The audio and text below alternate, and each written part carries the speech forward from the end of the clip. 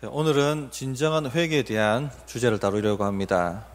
회개라는 것은 죄에서 하나님께로 돌이키는 것, 또 하나님 외에 더 사랑하고 의지했던 것에서 하나님만 사랑하고 하나님만 의지하는 것으로 돌이키는 것을 회개라고 할 수 있겠습니다. 지난주까지 다뤘던 내용이 다윗이 죄의 청구서를 받고 이스라엘 백성을 공격해야 되는 진퇴양난의 위기 속에 빠져들었다 하는 것이었습니다. 하나님은 그럼에도 불구하고 신실하셔서 그 위기에서 다윗을 건져주셨습니다. 그리고 여기서 끝나게 되면 문제가 있죠. 다윗이 회복했더라, 다윗이 회개했더라, 이것이 나와야 됩니다. 그래서 오늘 말씀이 바로 다윗이 회개한 내용, 다윗이 하나님께로 회복한 내용을 다루고 있습니다. 오늘 말씀을 통해서 다윗이 어떻게 하나님께로 회복되었는지, 회개했는지 하는 것을 살펴보시면서 우리 안에 있는 우리 뜻대로 하려고 하는 이 고집들, 또 하나님을 의지하지 않고 자신을 의지하려고 하고 혹은 다른 것을 의지하려고 하는 그런 모든 우상들을 뽑아내고 제거하는 그런 시간이 되기를 바랍니다. 다윗이 어떻게 회복했는가, 또 다윗이 어떻게 회개했는가 하는 것을 한번 살펴보겠습니다. 먼저 다윗은 하나님을 다시 의지하기 시작했습니다. 이스라엘과 전쟁할 위기에서 건진받은 다윗은 시글락으로 회군을 합니다. 그러나 우리 인생도 마찬가지지만 한 고비 넘어가면 또 고비가 있습니다. 하나 문제를 풀면 또 다른 문제가 꼬여서 일어나기 십상입니다. 그 절대절명의 위기에서 벗어나 시글락으로 돌아왔는데 또 다른 위기가 그를 기다리고 있었습니다. 1절과 2절에 그 내용이 나옵니다. 다윗과 그의 사람들이 사흘 만에 시글락에 이른 때에 아말렉 사람들이 이미 네겝과 시글락을 침노하였는데 그들이 시글락을 쳐서 불사르고 거기에 있는 젊거나 늙은 여인들은 한 사람도 죽이지 아니하고 다 사로잡아 끌고 자기 길을 갔더라. 이렇게 말씀하고 있습니다. 다윗이 회군했을 때 이미 시글락은 불타고 있었습니다. 다윗의 모든 자녀들 뿐만 아니라 다윗의 군대의 모든 자녀들, 그 아내들, 그 모든 소유물들을 노략하고 그들을 사로잡아 갔습니다. 돌아와 보니 시글락이 불타 있고 모든 것들이 다 없어지고 사라진 상태였습니다. 다윗의 군대가 울 기력이 없을 만큼 망연자실해서 울고 불고 했습니다. 그러면서 생각하기 시작했습니다. 도대체 이 재앙이 누구 때문에 온 것인가? 블레셋으로 망명하면 살 수 있다고 말했던 사람이 누군가? 다윗이었습니다. 아기스에게 시글락을 달라고 요구했던 사람은 누군가? 다윗이었습니다. 아말렉을 침략하고 그들을 노략했던 사람이 누구였는가? 다윗이었습니다. 이스라엘과 대적하는 그 군대에 징집되게 된 원인이 누구였는가? 다윗이었습니다. 생각이 여기에 이르니까 백성들이 다윗을 돌로 치자, 모두 다윗 때문에 일어난 일이다 하고 다윗을 돌로 치려고 했습니다. 그 이야기가 6절에 나옵니다. 백성들이 자녀들 때문에 마음이 슬퍼서 다윗을 돌로 치자 하니 다윗이 크게 다급하였으나 그의 하나님 여호와를 힘입고 용기를 얻었더라. 얼마나 다급했겠습니까?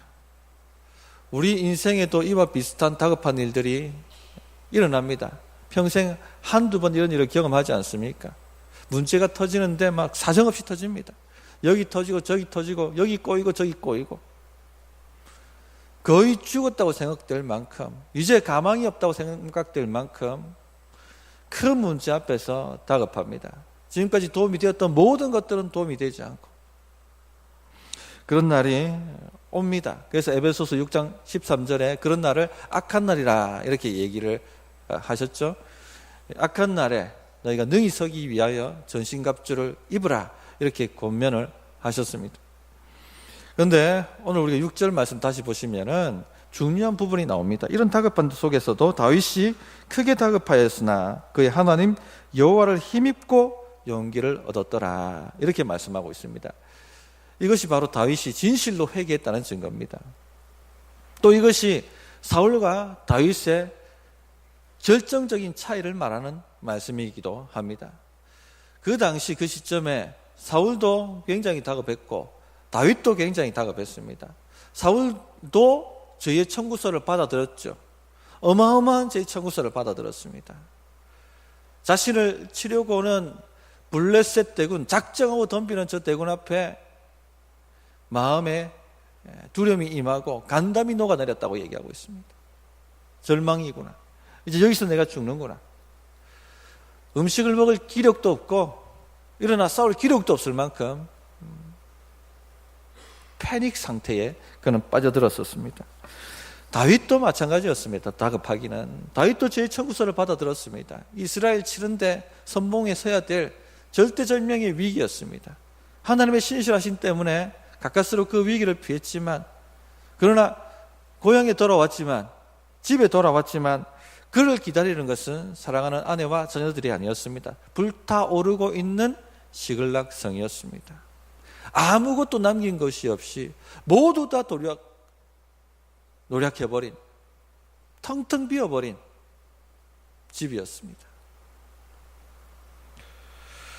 거기다가 백성들은 분노에 차서 슬픔이 이제 분노로 바뀌지 않습니까? 이게 모두 다윗 때문에 일어난 일이다 하고 다윗을 돌로 치려고까지 하는 그런 다급한 상황이었습니다. 여기서 죽는구나, 여기서 끝나는구나, 낙심과 절망이 찾아왔을 것입니다. 그런데 다윗과 사울의 차이점이 뭡니까? 사울은 무당을 찾아갔고 다윗은 하나님을 전심으로 의지했다는 것입니다. 그것이 바로 다윗과 사울의 결정적 차이입니다. 사울은 결코 회개하지 않았습니다. 하나님께 한두 번 물었지만 하나님이 응답하시지 않으니까 곧장 무당을 찾으라 하고 무당에게로 달려가서 무당을 통해서 문제를 해결받으려고 했습니다. 그러나 다윗은 전적으로 하나님을 의지합니다. 지금까지 의지되었던 모든 것들, 지금까지 의지해왔던 모든 것들을 다 내려놓고 하나님이 살려주시지 않으면 저는 죽습니다. 하나님 도와주십시오 하고 하나님께 방향 전환을 했다는 것입니다. 성도님들, 하나님을 온전히 의지하려고 작정하시면은 영적인 힘이 생깁니다. 우리 삶을 살아낼 수 있는 힘은요, 세상의 힘이 아니라 영적인 힘입니다. 하나님을 믿는 믿음으로부터 오는 힘입니다. 하나님을 의지함으로부터 오는 힘입니다. 이 힘이 있어야지 아무리 다급한 문제를 만난다 할지라도 그 다급한 일들을 해결할 수 있고 그 다급한 문제들을 이길 수가 있습니다. 세상에 권력 많아도, 세상에 부귀영화가 많아도 위기 앞에 빠지게 되면 이 모든 것들은 힘을 발휘하지 못합니다. 유일하게 힘을 발휘하는 것은 하나님으로부터 오는 영적인 힘입니다. 이 힘이 있어야지 삶을 살아낼 수가 있습니다. 다윗을 보십시오. 시글락성 의지가 되었습니다. 그 기세등등하던 사울 왕도 다윗이 시글락에 들어가니까 더 이상 그를 잡지도 못하고 공격하지도 못했습니다. 의지가 되었습니다. 그러나 위기가 찾아오지 않습니까? 위기 앞에 그가 그렇게 의지했던 시글락성은 전혀 도움이 되지 않습니다. 하나님을 바라볼 때 다시 그 영적 힘이 올라오는 것입니다. 지금 다윗은 다시 그 하나님을 바라봄으로써 용기를 얻었더라, 힘을 얻었더라, 그렇게 말씀하고 있습니다. 성도님들, 다시 말씀드리지만 하나님을 의지하기로 작정하십시오. 거기에 세상 살아갈 힘이 있고 위기를 극복할 힘이 있고 문제를 해결할 힘이 있는 것입니다. 모든 세상 염려, 걱정, 근심거리를 해결할 힘이 거기에 있는 것입니다. 그래서 우리는 날마다 하나님께로 돌아가야 됩니다. 날마다 다른 것 의지했던 것에서 하나님께로 돌아가는 것, 날마다 그러므로 우리는 회개를 해야 하는 것입니다. 하나님만 의지하면 충분합니다. 하나님만 의지하면 충분합니다. 목사님, 잘 알겠습니다. 그런데 어떻게 시작해야 됩니까? 하나님을 의지하는 것 어떻게 시작해야 됩니까? 이렇게 질문하시는 분들이 있습니다. 다윗이 왜 무너졌습니까? 두려움 때문이죠. 두려움 때문에 잘못된 결정하고 죄에 빠져들고 세상과 타협했습니다. 엘리야가 어떻게 무너졌습니까? 두려움 때문이죠. 두려움. 생각에서부터 무너진 것입니다. 모든 게 마찬가지예요.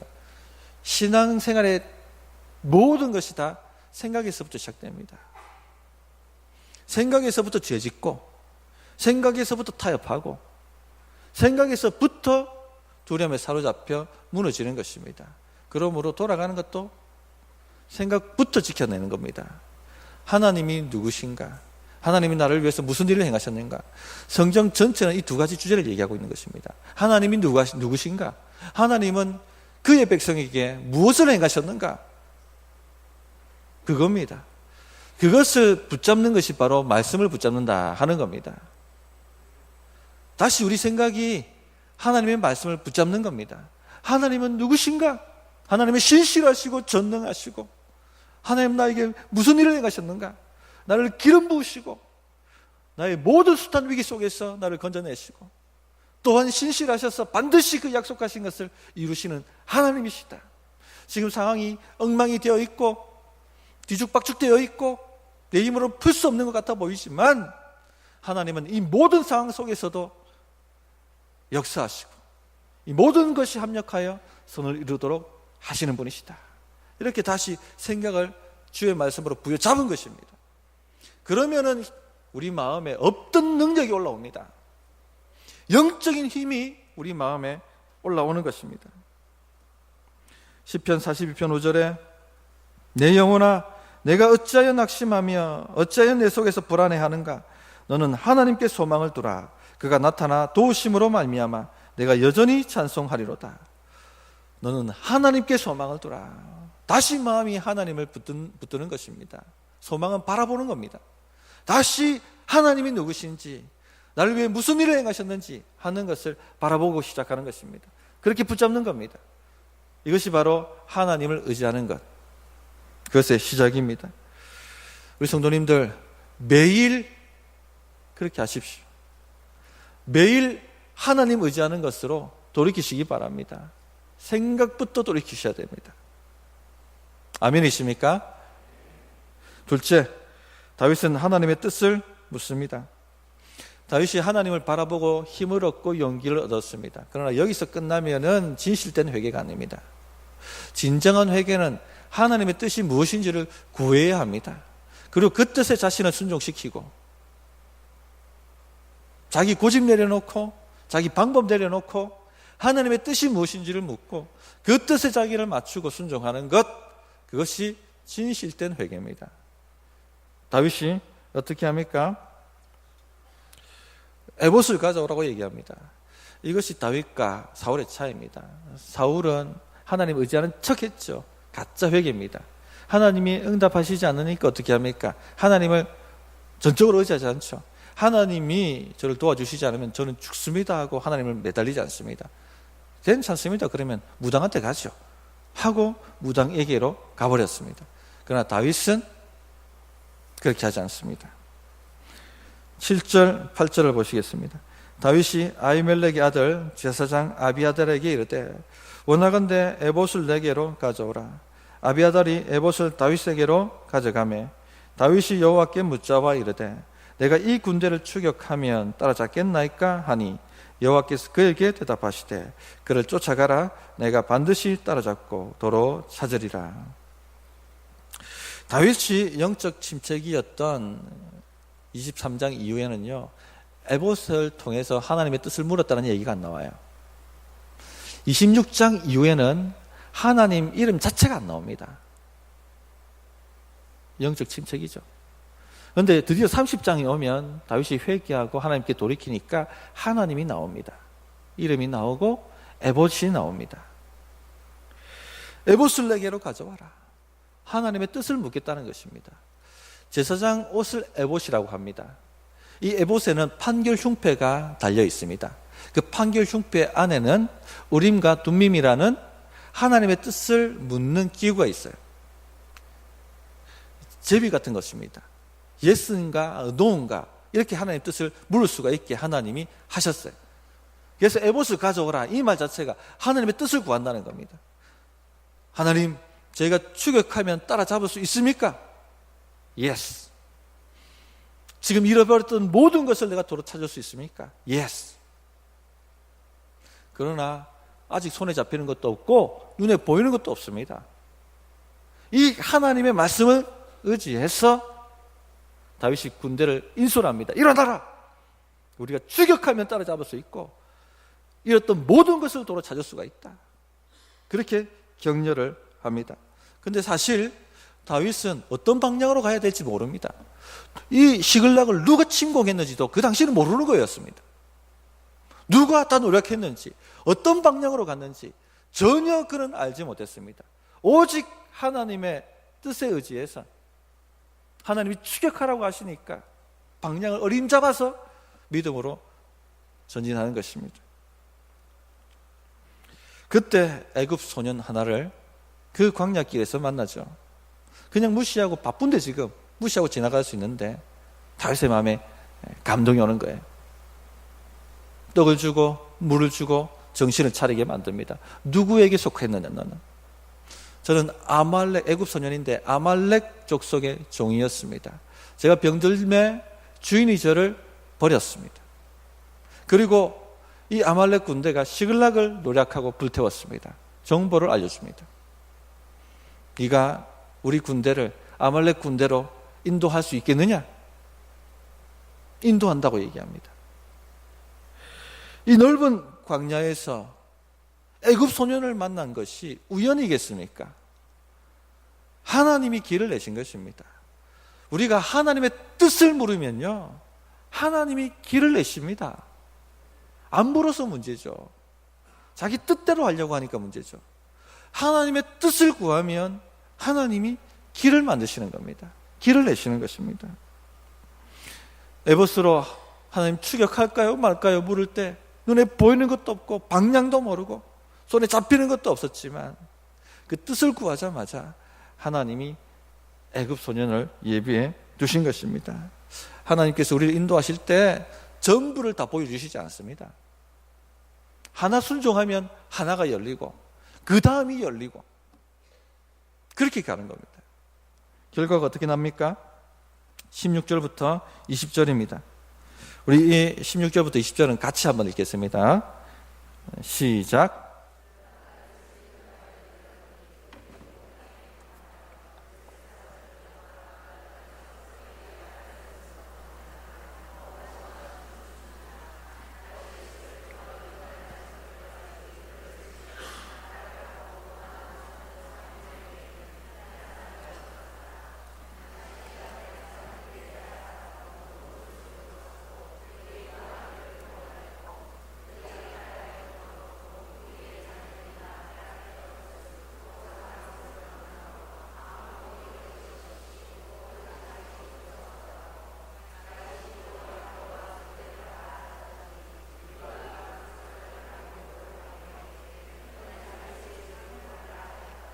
아멘. 18절 19절이 중요 구절입니다. 다윗이 잃었던 것을 도로 찾았다. 하나도 잃어버리지 않고 모든 것을 회복했다. 이렇게 말씀하고 있습니다. 아말렉 족속이 이스라엘과의 전쟁에 블레셋 군대가 다 차출돼 나갔고 시글락에 있던 다윗의 군대도 다 차출해 나갔다 하는 것을 이미 알고 있었습니다. 그러니까 시글락을 들어가서 침략을 한 것입니다. 이제 다 전쟁에 참전해 있으니까 누가 우리를 추격해 오겠느냐 하고 방심을 하고 술판을 벌리고 그 노력한 것 때문에 연애를 베풀고 흥청망청 퍼부으며 취하고 있었습니다. 다윗이 잠이 완전히 든 새벽녘까지 기다린 다음에 치기를 시작하는데 400명이 낙타 타고 도망간 것 외에는 모두 다 전멸시켰습니다. 그리고는 그가 잃었던 모든 것을 다시 도로 찾았습니다. 하나도 잃어버리지 않았습니다. 거기에 플러스해서 아말렉이 노력했던 다른 전리품들을 다 그가 취했습니다. 다윗을 돌로 쳐 죽이자고 했던 백성의 그 분노에 찬 목소리는 다윗의 전리품이라 하는 환호로 바뀌었습니다. 모든 상황이 역전이 된 것입니다. 잃었던 재물, 잃었던 가족, 잃었던 다윗에 대한 신뢰까지 모두 다 도로 찾게 하신 것입니다. 성도님들, 다윗이 이것을 경험하고 무엇을 깨달았겠습니까? 우리 성도님들이 그 상황이었다면 무엇을 깨달았겠습니까? 하나님 뜻을 구하고 그 뜻에 순종하면 눈에 보이지 않고 손에 잡히지 않아도 상황이 엉망진창인 것 같아 보여도 하나님 뜻 구하고 그 뜻에 순종하면 사는구나, 사는 길이구나 하는 것을 깨달았습니다. 값비싼 교훈이죠. 세상과 타협하면 살 수 있을 것 같습니다. 또 세상과 타협하면 윤택해집니다. 삶의 도움을 받습니다. 그러나 위기 앞에서는 전혀 도움이 되지 않죠. 당장 도움이 되니까 잠시만 나도 알아, 잠시만 이렇게 있다가 내가 돌아갈 거야. 그 잠시만이 또 더 잠시만으로 길어지지 않습니까? 점점 예배는 시들시들해지고 형식화되어져 가고 때때로는 예배를 빼먹기도 합니다. 더 이상 주님 앞에 목숨 걸 이유가 없으니까. 성경은 언제 읽었는지 기억도 가물가물합니다. 기도는 언제적이 했는지 생각도 나지 않습니다. 23장 이후에 하나님의 이름이 언급되지 않는 것처럼 우리 삶에 하나님의 이름이 언급되지 않는 그런 깊은 영적 침체기가 찾아오는 것이죠. 그렇게 영적 바닥을 칠 때쯤 되면 문제가 터지기 시작합니다. 위기가 찾아옵니다. 지금까지 도움이 되었던 그 많은 세상의 도움들이 전혀 도움이 되지 않습니다. 사람들도 등을 돌리고 물질도 더 이상 도움이 되지 않고 어디서부터 잘못된 것인가? 어디서부터 잘못된 것인가? 왜 이 재앙이 왔는가? 하나님을 놓쳤기 때문에 그렇습니다. 자기 고집대로 살았기 때문에 그렇습니다. 하나님 뜻대로 살고 그 뜻을 구하고 그 뜻에 자신을 맡겨야 되는데 그렇게 하지 못했기 때문에 이 사단이 나게 된 것입니다. 다윗을 보십시오. 에봇을 가져오라. 하나님의 뜻을 구하기 시작합니다. 그러자 하나님이 기다렸다는 듯이 대답하시지 않습니까? 쫓아가라. 네가 따라잡을 것이다. 잃어버린 것이 다 내게 회복될 것이다. 하나님께서 뜻을 묻기를 기다렸다는 듯이 다윗에게 응답하고 계십니다. 그리고 길목에 애굽 소년을 두고 그 길을 인도해 주고 있습니다. 잃었던 모든 것을 도로 찾게 만드십니다. 아말렉을 무방비 상태로 만들어 버리시고 잃었던 모든 것을 되도록 찾게 만드시고 뿐만 아니라 더 풍성히 얻도록 하나님께서 만들어 주셨습니다. 하나님이 얼마나 기다리셨다 하는 것을 우리가 이 대목에서 알고 계셔야 됩니다. 예레미야 33장 3절에 너는 내게 부르짖으라. 내가 크고 내가 내게 응답하겠고 내가 알지 못하는 크고 비밀한 일을 내게 보이리라. 너는 내게 부르짖으라. 내가 응답하겠고 크고 비밀한 나의 뜻을 너에게 알게 하겠다. 기다리고 계신 것입니다. 이것이 아버지 마음입니다. 탕자 비유를 잘 아시지 않습니까? 탕자가 자기 뜻대로 살고 싶었어요. 자신도 있었습니다. 실력도 있었고. 그러나 세상이 자기 뜻대로 사라집니까? 세상이 자기 힘대로 사라집니까? 만약에 세상이 자기 뜻대로 사라지고 자기 힘대로 사라진다면 예수님이 오실 이유가 없죠.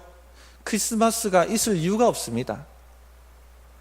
그러나 성경이 뭐라고 말합니까? 만약에 우리 힘대로 살 수 있었다면 이 두꺼운 성경이 쓰여질 이유도 없습니다. 스스로 너를 구원하라. 하늘은 스스로 돕는 자를 돕는다. 이것이면 끝인 거예요. 너는 할 수 있다. 이 말이면 끝나버리는 겁니다. 그러나 성경이 뭐라고 말합니까? 모든 사람이 죄를 범하였음에 하나님의 영광에 이르지 못하더니 라고 말씀하고 있습니다. 아무리 자신의 능력이 대단하고 자신이 가진 것이 탁월하다 할지라도 자기 인생 구원하지 못합니다. 영광에 이르지 못합니다. 위기 앞에 무너지게 되어 있습니다. 자신의 뜻을 돌이켜서 하나님의 뜻을 구하는 것으로 나아가야지 희망이 있고 생명이 있는 것입니다. 그러므로 하나님을 의지하는 것이 절대 답입니다. 하나님의 뜻을 구하고 거기에 눈에 보이는 것도 없고 손에 잡히는 것도 없어도 방향도 몰라도 그 뜻을 구하고 그 뜻에 순종하고 목숨 거는 것이 절대 답입니다. 여기에 타협하지 마십시오. 탕자가 돌아오자 아버지가 어떻게 합니까? 기다렸다는 듯이 맨발로 뛰쳐나가 그를 안고 그의 모든 것을 회복시켜 줍니다. 그가 잃어버렸던 모든 지위, 그가 잃어버렸던 모든 재물, 그가 잃어버렸던 모든 풍족한 것들을 다 회복시켜 주십니다. 이것이 하나님 아버지십니다. 하나님은 이처럼 우리를 기다리시는 거예요. 내 뜻을 좀 구해봐. 내가 내게 응답하겠고 크고 비밀한 너를 향한 나의 계획을 알려주겠어. 좀 나를 좀 구해봐. 하나님은 이처럼 우리를 기다리고 계신 겁니다.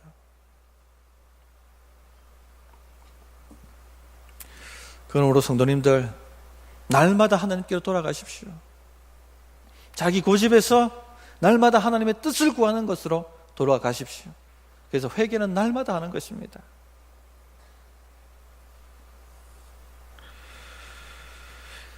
인생은 한 번, 두 번 연습으로 살 수 있는 그런 것이 아닙니다. 한 번 잘못되면 완전히 잃어버릴 수가 있습니다. 하나님이 신실하시지 않으셨다면 다윗의 이야기는 어떻게 끝났겠습니까? 돌에 맞아 죽었더라로 끝났을 것입니다. 그러나 하나님이 붙들어 주시니까 회개하고 하나님의 뜻을 구하고 모든 것을 도로 찾아 회복하였더라로 끝나게 되는 것입니다. 우리 성도님들의 인생도 그래 되기를 바랍니다. 돌에 맞아 죽었더라, 문제에 맞아 죽었더라 이렇게 끝나는 게 아니라 하나님의 뜻을 구하고 하나님이 모든 것을 회복시켜 주시고 더 많은 것을 주셨더라, 이렇게 해피엔딩으로 끝나시기를 바랍니다. 세 번째, 다윗은 은혜의 원리로 반응합니다. 다윗이 완전히 회복하고 완전히 회개했다는 증거는요, 하나님 의지하기 시작했다, 또 하나님 뜻을 구했다, 여기로 끝나면 안 됩니다. 이건 완전한 회개가 아닙니다. 완전한 회개는 은혜를 알아야 되는 겁니다. 은혜 의식으로 반응해야 되는 것, 그렇게 반응이 나오는 것이 완전한 회복이고 완전한 회개입니다. 다윗의 군대가 회군할 때 아벡에서 시글락까지 사흘 길이었습니다. 지쳤습니다. 달려왔습니다. 그런데 왔더니 불타오르고 있고 물기력이 없을 정도로 울었습니다. 기력이 소진되었습니다. 그러나 또 다윗이 일어나서 추격하자 하니까 젖먹던 힘을 다해서 마지막 신락 같은 그 희망을 가지고 방향도 알지 못하지만 아말렉을 쫓아서 달려나갑니다. 당연히 기진하여 쓰러지는 사람이 생길 수밖에 없습니다. 부솔 시내에 왔을 때 200명가량이 진군할 수 없었습니다. 다윗이 그렇다고 기다릴 수는 없었죠. 다급하니까 200명을 남겨놓고 400명만 데리고 신속히 아말렉을 추격합니다. 그런데 문제가요, 이 전리품 가지고 200명에게 돌아왔을 때 생겼습니다. 불량한 자, 악한 자가 일어나서 이렇게 말했다라고 얘기를 합니다. 22절을 한번 보시기 바랍니다. 그들이 우리와 함께 가지 아니하였은즉 우리가 도로 찾은 물건은 무엇이든지 그들에게 주지 말고 각자의 처자만 데리고 떠나가게 하라 하는지라. 이 세상 이치로 따지면 합당한 말이죠. 200명은 쉬었고 400명은 죽기 살기로 들어가가지고 목숨 걸고 싸웠습니다. 그래서 다 얻고 노량물도 얻고 처자만 돌려보내는 것도 은혜를 베푸는 거죠. 그런데 하나님 나라의 원리를 보면요, 이런 사람들은 불량한 사람, 악한 자라고 평합니다. 우리도 이런 경우가 있습니다. 내가 더 많이 헌신했는데, 내가 더 노력했는데, 이런 게 공로의식입니다. 진실된 회개는 이 공로의식이 은혜의식으로 바뀌어야만 하는 것입니다. 누가 이스라엘과 전쟁하지 않고 회군할 수 있도록 도와주셨습니까? 하나님이십니다. 거기서 끝날 수 있는 인생이었어요. 누가 쫓아가라고 말씀하셨습니까? 하나님이십니다. 누가 애굽 소년을 예배해 두셨습니까? 하나님이십니다. 누가 아말렉의 군대를 잠들게 만드셨습니까? 하나님이십니다. 누가 그 자녀들과 여인들과 그 노략물들을 손도 대지 못하게 만드셨습니까? 하나님이십니다. 하나님이 하신 일에 숟가락 하나 얹은 것밖에 없는 거예요, 다윗이.